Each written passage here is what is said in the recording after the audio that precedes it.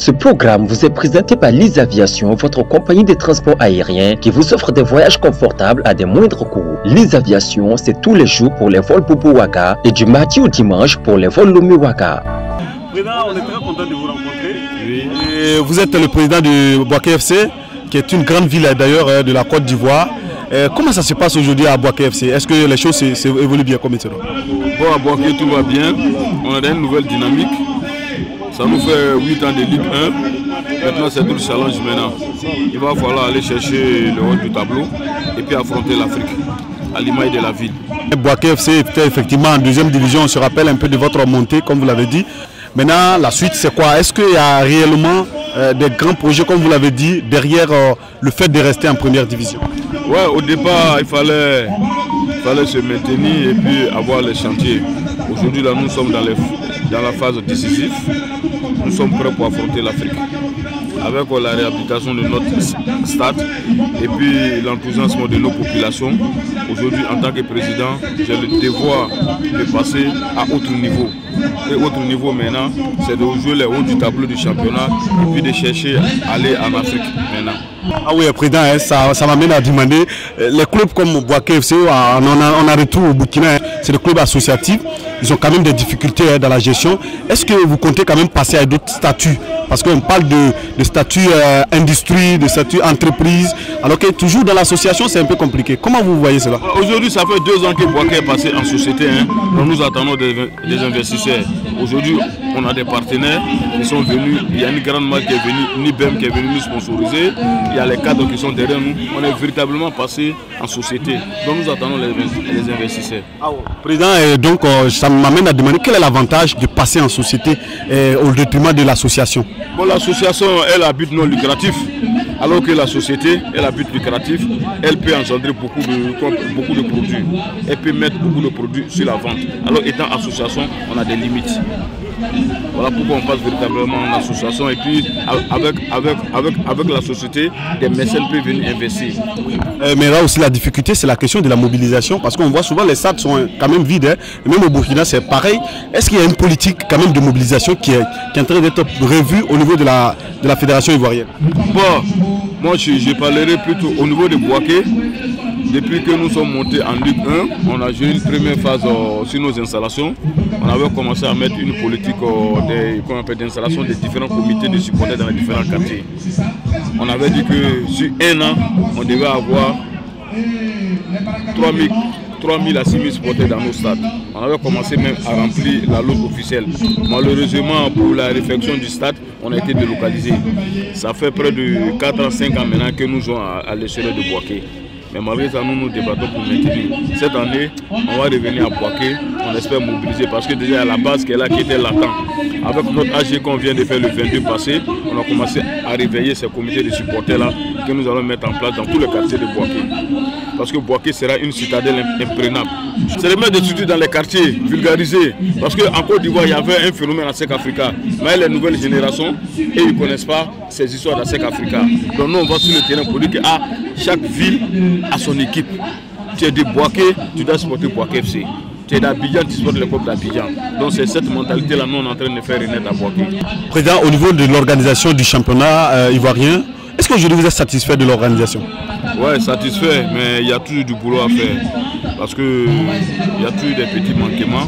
Moi-même, je suis du comité exécutif. On est en train de travailler dans ce sens-là pour tout rattraper. En tant que membre du comité exécutif, pour vous, qu'est-ce qui devrait être fait actuellement pour le championnat ivoirien et qui n'est pas encore fait? Bon, à mon sens, nous on a été élus sur la base d'un programme sur 4 ans.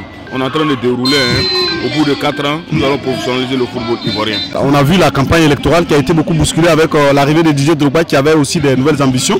Vous, personnellement, qu'est-ce qui a poussé le choix, le président actuel, Idriss, au détriment de Didier Drogba, par exemple? Bon, Idriss, c'est un monsieur qui connaît le football. Il est doué dedans. Il a été des vice-présidents. Il est venu avec son projet. Nous, on était déjà dans la lutte avec le GIS pour le contrôle de la fédération. On a adhéré à son projet. Ensemble, on a fédéré. On allait chercher la fédération. Dieu merci, on a eu la fédération, on est en train de dérouler. Président, ça nous permet de poser la question sur l'adhésion des anciens footballeurs dans la gestion politique du sport. Est-ce que leur place, c'est la gestion politique ou forcément c'est sur le terrain? On a vu le cas de Romari qui est aujourd'hui entraîneur. Qu'est-ce que vous recommandez forcément à ces anciens joueurs? Bon, un ancien joueur peut gérer politiquement s'il est mature, s'il est allé à l'école. Ça dépend de sa formation. Un ancien joueur aussi peut devenir un grand entraîneur, peut devenir un administrateur, il n'y a pas de problème. Ça dépend de comment il s'est formé. Mais si tu n'es pas formé à venir gérer après le football, tu es venu prendre, non, on ne peut pas te suivre à l'abattoir. Voilà. Président, aujourd'hui, l'équipe nationale de la Côte d'Ivoire qui prépare déjà sa CAN. Est-ce que vous êtes serein? Est-ce que, parce qu'on a vu la dernière fois que la Côte d'Ivoire jouait contre la Zambie, une défaite de 3-0, est-ce que vous êtes serein pour la CAN? Bon, nous sommes sereins. Ce n'est pas parce qu'il y a une défaite que le chantier sera chamboulé. On est en train de préparer une équipe commando. Et on va faire plaisir à la Côte d'Ivoire. Vous vous attendez à quoi, par exemple, comme objectif fixé? Bon, je ne suis pas prendre les fédérations, mais quand on organise une CAN chez soi, on souhaite aller le plus loin possible, voire remporter. Mais c'est le football. On ne va pas être organisé chez toi qui est obligé de prendre. Il y a les adversaires du football qu'il faut accepter.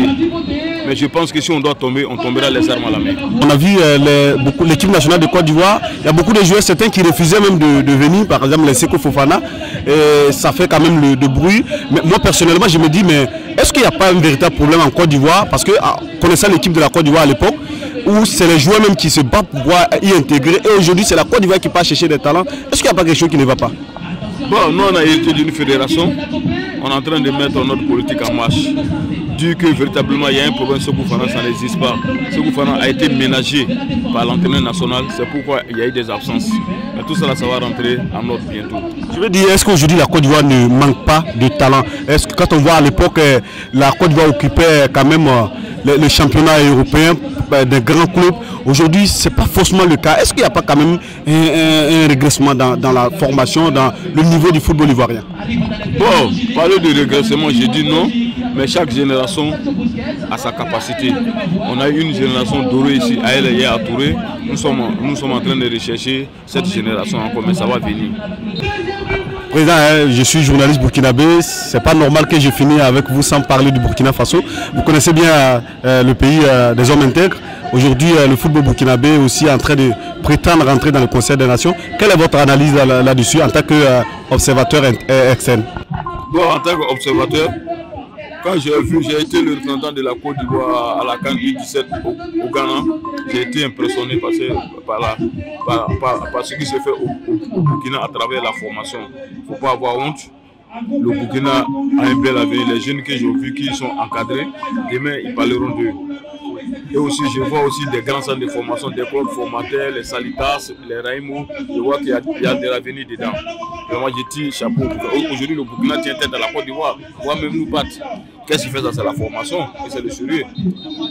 Donc, je pense qu'il y a un avenir promoteur pour le Burkina. La CAN en Côte d'Ivoire, le Burkina rêve aussi de prétendre au titre. Est-ce que c'est possible? Est-ce que c'est possible? C'est tout à fait normal. Le Burkina est chez elle en Côte d'Ivoire. Burkina Côte d'Ivoire, c'est la même chose. Ils vont venir jouer les Fatou. C'est normal que Burkina quand même ait au moins une étoile sur les maillots. Qui viennent se battre, la Côte d'Ivoire, c'est chez eux. Président, c'est la fin de l'entretien. Est-ce que vous avez un message à l'endroit de tous le peuple ivoirien, les Burkinabés qui quand même, ça fait longtemps qu'ils ont entendu votre voix? Bon, c'est pour dire que nous sommes des jeunes dirigeants, on aspire à de grandes choses. Bientôt, mais peut-être l'année prochaine, moi je souhaiterais aller faire ma préparation d'avant-saison au Burkina. Je vais m'organiser pour venir faire connaître mon club au niveau de Burkina.